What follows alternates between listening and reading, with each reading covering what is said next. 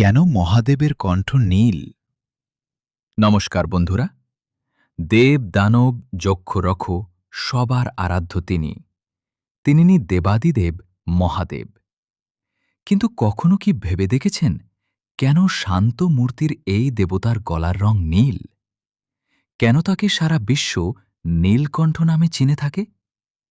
আজকের ভিডিওতে আমরা জানব সমুদ্র মন্থনের সেই রোমাঞ্চকর কাহিনী যা আজও আমাদের ত্যাগের মহিমা শেখায়। পৌরাণিক কাহিনী অনুসারে একবার দুর্বাসা মুনির অভিশাপে স্বর্গলোকসী বিদায় নেন এবং দেবতারা শক্তিহীন হয়ে পড়েন। স্বর্গ পুনরুদ্ধারের জন্য দেবতা ও অসুররা মিলে সমুদ্র মন্থনের সিদ্ধান্ত নিলেন। একদিকে মন্দর পর্বত আর একদিকে বাসুকী নাগ। শুরু হল অমৃতের সন্ধান। কিন্তু অমৃত পাওয়ার আগেই সমুদ্র থেকে উঠে এলো এক ভয়ঙ্কর বিষ, যার নাম হলাহল। সেই বিষের তীব্রতা এতই বেশি ছিল যে নিমেষের মধ্যে সারা সৃষ্টি ধ্বংস হওয়ার উপক্রম হল। দেবতা থেকে দানব সবাই প্রাণ ভয়ে কাঁপতে শুরু করলেন। সৃষ্টিকে বাঁচাতে দেবতারা ছুটে গেলেন দেবাদিদেব মহাদেবের কাছে। করুণাসিন্ধু শিব মুহূর্তকাল চিন্তা না করে সেই হলাহল বিষ পান করার সিদ্ধান্ত নিলেন।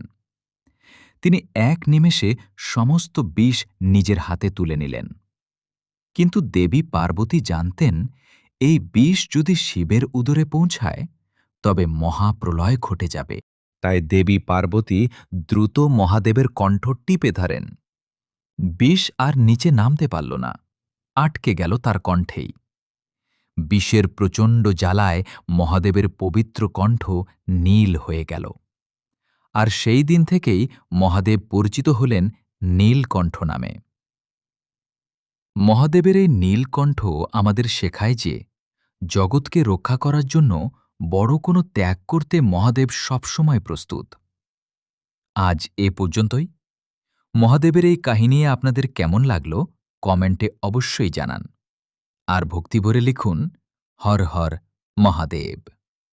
ভিডিওটি ভালো লাগলে লাইক করুন এবং মহাদেবের আরও অজানা কাহিনী জানতে আমাদের চ্যানেলটি সাবস্ক্রাইব করে রাখুন।